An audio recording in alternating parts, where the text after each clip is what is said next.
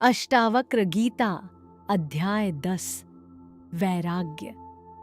जब इच्छा समझ लेती है कि वह कभी संतुष्ट नहीं हो सकती।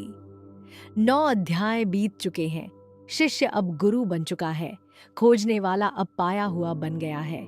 उदासीनता सिखाई जा चुकी है, ठंडेपन के रूप में नहीं बल्कि स्पष्टता के रूप में, भागने के रूप में नहीं बल्कि भेद कर देखने के रूप में। परंतु आर्षि के पास अभी और देने को है। आज वे वैराग्य की बात करेंगे, थके हुए व्यक्ति का वैराग्य नहीं बल्कि पूर्ण व्यक्ति का वैराग्य, उस व्यक्ति का सहज त्याग जिसने सब पा लिया है। अष्टावक्र उद्यान में आगे बढ़ते हैं।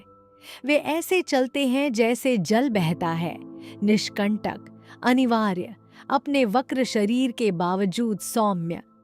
आज तुम हल्के बैठे हो राजन, जैसे कोई पत्ता जो वृक्ष से गिर चुका हो। गिरे हुए पत्ते जैसा गुरुदेव, या ऐसा पत्ता जिसे कभी वृक्ष की आवश्यकता ही नहीं थी। दोनों, न दोनों, शब्दों से परे सत्य। तो फिर बोलने की आवश्यकता ही क्या है? उन लोगों के लिए जिन्हें अभी भी शब्दों की आवश्यकता है, जो अभी भी चाह और अचाह पकड़ने और दूर करने के जाल में फंसे हैं। तब कहिए, गुरुदेव, शब्दों को जल की तरह बहने दीजिए, उनके लिए जो प्यासे हैं। अष्टावक्र एक गिरे हुए पत्ते को उठाते हैं, उसे देखते हैं, फिर उसे तालाब की सतह पर बहने देते हैं। ध्यान से सुनो राजन, यह शिक्षा उन लोगों के लिए है जो अभी भी चाह में उलझे हैं।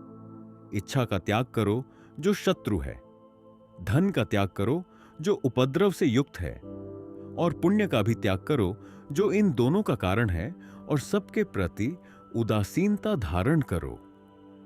इच्छा शत्रु है, यह मैंने देख लिया है। स्वयं इच्छा नहीं बल्कि यह विश्वास की इच्छा पूरी हो सकती है। चाहना, पाना, फिर और चाहना, यह अंतहीन चक्र। एक कुत्ता अपनी ही पूंछ के पीछे भागता हुआ, अंतहीन थकाऊ, कभी पकड़ नहीं पाता। बोध से पहले मैं सोचता था कि इच्छा स्वाभाविक है, निश्चित ही मैं चीजें चाहता हूं। मैं स्वयं से कहता था, सब लोग चाहते हैं, जीवन ऐसा ही है। और तुमने क्या खोजा? मैंने देखा कि इच्छा कभी संतुष्ट नहीं होती। हर पूरी हुई इच्छा 2 नई इच्छाएं पैदा करती है। जैसे छलनी में पानी भरना, अंतहीन प्रयास पर कोई स्थायी संतोष नहीं। और धन, तुम कहते हो कि वह उपद्रव से भरा है। मेरे राज्य को देखिए गुरुदेव, धन शक्ति लाता है हां, पर साथ ही भय भी। खोने का भय, चोरों का भय, विद्रोह का भय, ईर्ष्यालु पड़ोसियों का भय। मेरे खजाने का हर सिक्का मेरे मन की एक चिंता भी है। और पुण्य, धार्मिक कर्म, तुम कहते हो कि वह इच्छा और धन का कारण है।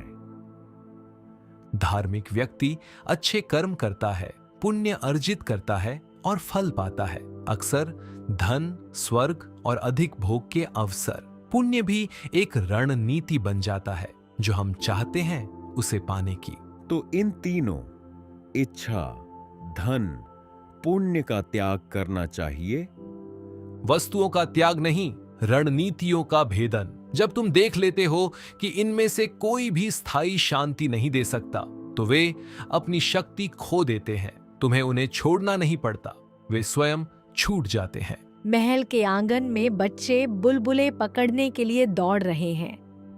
बुलबुले बनते हैं, तैरते हैं, फूट जाते हैं, सुंदर और अस्थाई। उन बच्चों को देखो राजन, बुलबुलों से कितने प्रसन्न हैं। हाँ, वे दौड़ते हैं, हंसते हैं, उन्हें पकड़ने की कोशिश करते हैं, पर बुलबुले हमेशा फूट जाते हैं। यही तुम्हारी शिक्षा है। मित्र, भूमि, धन, घर, पत्नी, उपहार और अन्य सभी सौभाग्य की वस्तुओं को स्वप्न या जादूगर के खेल के समान देखो, कुछ ही दिनों के लिए रहने वाले। कुछ दिन, कुछ वर्ष, कुछ जन्म, क्या अंतर है? सब नश्वर है। जब तुम बालक थे, तुम्हारे पास कुछ खिलौने होंगे जिन्हें तुम बहुत प्रेम करते थे। वे अब कहाँ हैं? खो गए, भुला दिए गए। तब वे मेरे लिए सब कुछ थे, अब कुछ भी नहीं। यह राज्य, ये मित्र, यह धन, ये वयस्कों के खिलौने हैं। अधिक जटिल, अधिक मूल्यवान, पर उतने ही अस्थायी। कुछ दशकों में कोई और इनके साथ खेलेगा। रात में महल के प्रांगण सुंदर पर खाली।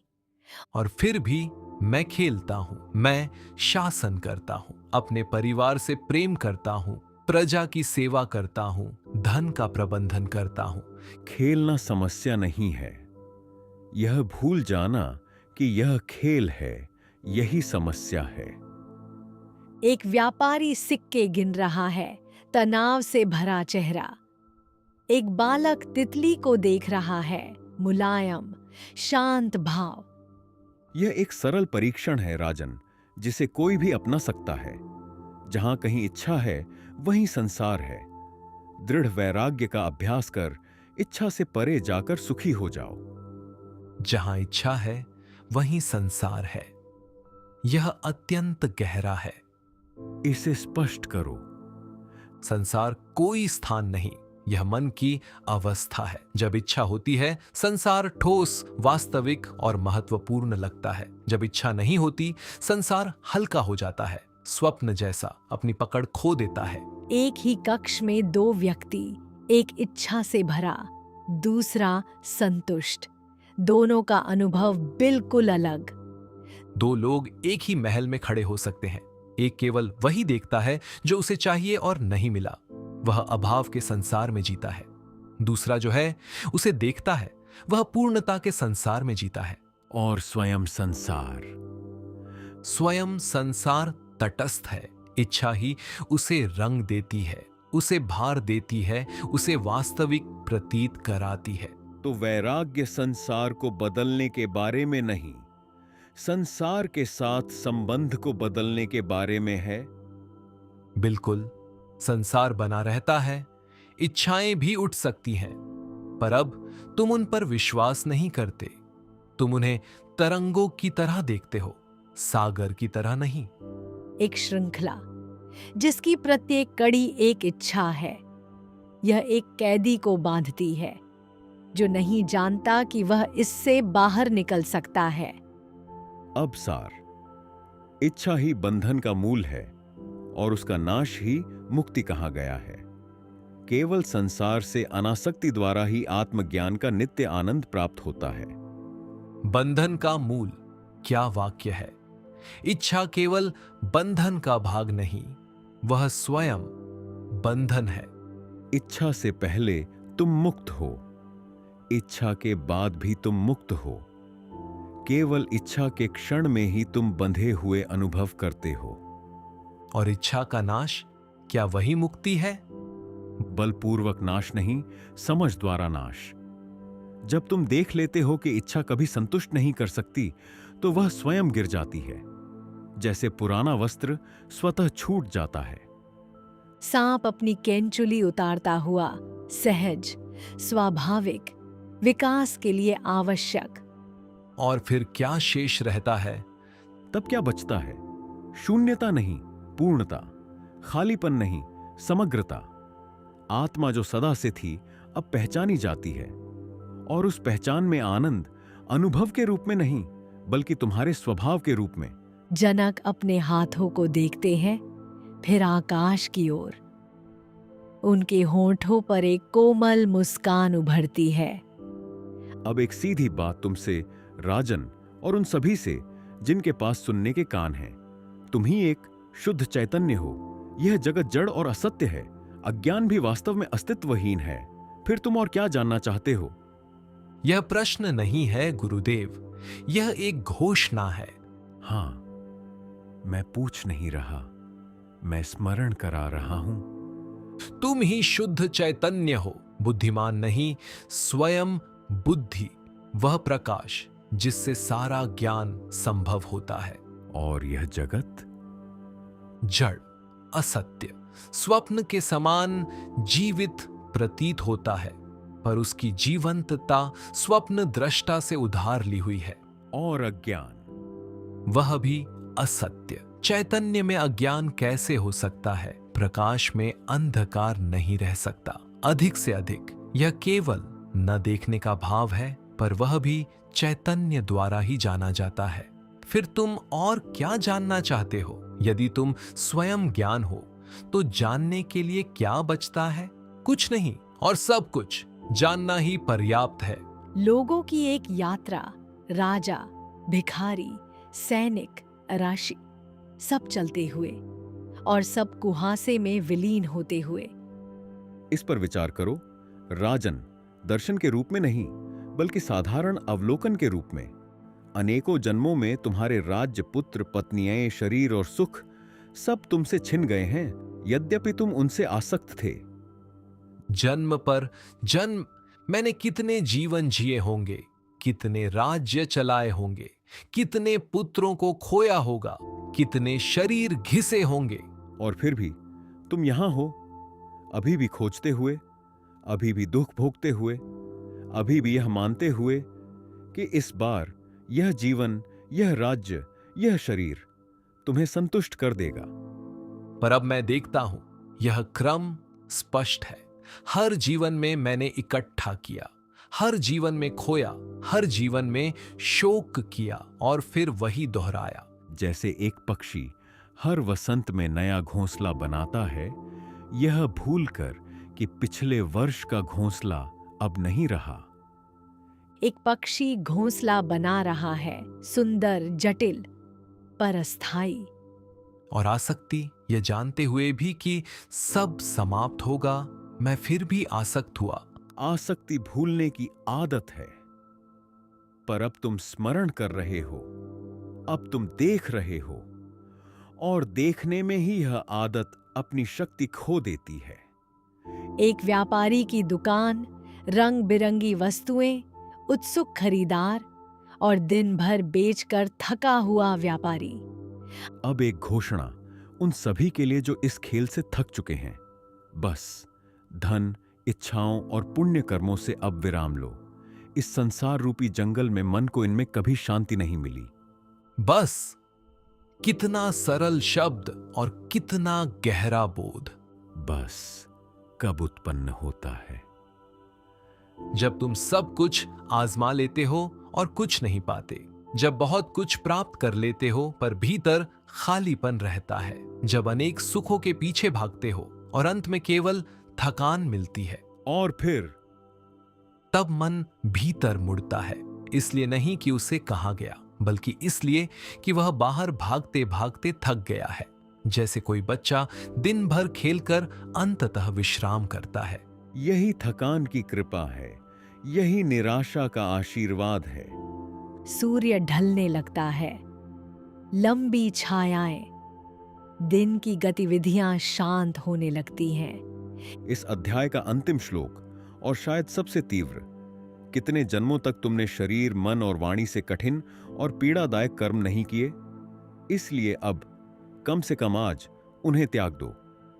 कम से कम आज, आप ऐसे कह रहे हैं जैसे कोई पिता बच्चे को डांट रहा हो जो खेलना बंद नहीं करता। क्योंकि तुम वही बच्चा हो, हम सब हैं, दौड़ते हुए, पीछा करते हुए, प्रयास करते हुए, जन्म जन्मांतर तक कभी रुककर यह नहीं पूछते क्यों, किस लिए, किस अंत के लिए। कितने जन्म मैं गिन नहीं सकता, कितना प्रयास अंतहीन, कितना दुख असीम। और यह सब किस लिए? ऐसे अनुभवों के लिए जो मिट जाते हैं, ऐसी उपलब्धियों के लिए जो टूट जाती हैं, ऐसे सुखों के लिए जो धूल बन जाते हैं। तो क्या सब छोड़ देना चाहिए? करना नहीं छोड़ना, चाह छोड़ना। कर्म करो हां, शासन करो हां, प्रेम करो हां, पर यह मानना छोड़ दो कि इनमें से कोई भी तुम्हें पूर्ण करेगा। एक नदी बह रही है, सहज, निरंतर, समुद्र तक पहुंचने के लिए प्रयास नहीं करती, बस बहती है। जैसे नदी समुद्र तक पहुंचने के लिए प्रयास नहीं करती, वह बस बहती है और समुद्र उसे अपने आप स्वीकार करता है। ठीक यही। बहो पर प्रयास मत करो, कर्म करो पर पकड़ो मत, जियो पर चिपको मत। संध्या का समय। उद्यान सुनहरी रोशनी में नहाया हुआ, शब्दों से परे गहरी शांति। जनक, हमने वैराग्य की बात की, त्याग की, इस खेल को भेद कर देखने की। हाँ गुरुदेव। और अब इस मौन में तुम क्या पाते हो? शांति नहीं, यह शब्द छोटा है। आनंद नहीं, यह अनुभव का संकेत देता है। स्वतंत्रता नहीं, यह पूर्व बंधन का संकेत देता है। तो फिर क्या? केवल यह जो है, यह उद्यान, यह प्रकाश, आपकी उपस्थिति, मेरी उपस्थिति, कुछ भी अलग नहीं, सब कुछ मैं। यही सच्चे वैराग्य का फल है। शून्यता नहीं, पूर्णता। कुछ नहीं, सब कुछ। सूर्यास्त। उद्यान नारंगी और स्वर्णिम प्रकाश से भर जाता है। वट वृक्ष शताब्दियों का मौन साक्षी बना खड़ा है। इस प्रकार अष्टावक्र गीता का 10वां अध्याय समाप्त होता है। वैराग्य सिखाया गया संसार से भागने के रूप में नहीं, बल्कि उसे भेद कर देखने के रूप में। जीवन से घृणा करने के रूप में नहीं, बल्कि उसे इतना प्रेम करने के रूप में कि उसकी माया में फंसे नहीं। धन, इच्छाएं और पुण्य बस इसलिए नहीं कि वे बुरे हैं, बल्कि इसलिए कि वे पर्याप्त नहीं हैं। मन ने उनमें विश्राम खोजा और केवल और अधिक खोज ही पाई। अब रुक जाओ, कम से कम आज। जीना मत छोड़ो, चाहना छोड़ो। नदी को समुद्र तक पहुंचने के लिए संघर्ष नहीं करना पड़ता। समुद्र हर बूंद में पहले से ही उपस्थित है। सूर्य पूरी तरह अस्त हो चुका है, तारे उभरने लगे हैं, उद्यान शांत हो गया है। 2 आकृतियां मौन में बैठी हैं। कुछ भी प्रतीक्षा नहीं, कुछ भी चाह नहीं, केवल उपस्थिति। एक क्षण शांत होकर विचार करो। अभी इन शब्दों को कौन जान रहा है? इस क्षण का साक्षी कौन है? वही जागरूकता तुम्हारा वास्तविक स्वरूप है। यदि यह शिक्षा तुम्हें स्पर्श कर गई हो तो वीडियो को लाइक करें और चैनल को सब्सक्राइब करें। नीचे टिप्पणी में लिखें कि कौन सा बोध तुम्हें सबसे अधिक छू गया। तुम्हारे विचार इस ज्ञान को और अधिक साधकों तक पहुंचाने में सहायक होंगे। देखने के लिए धन्यवाद। शांति, स्पष्टता और जागरूकता तुम्हारे मार्ग का मार्गदर्शन करें। अगले वीडियो तक AUM शांति, शांति, शांति। अध्याय 10 समाप्त।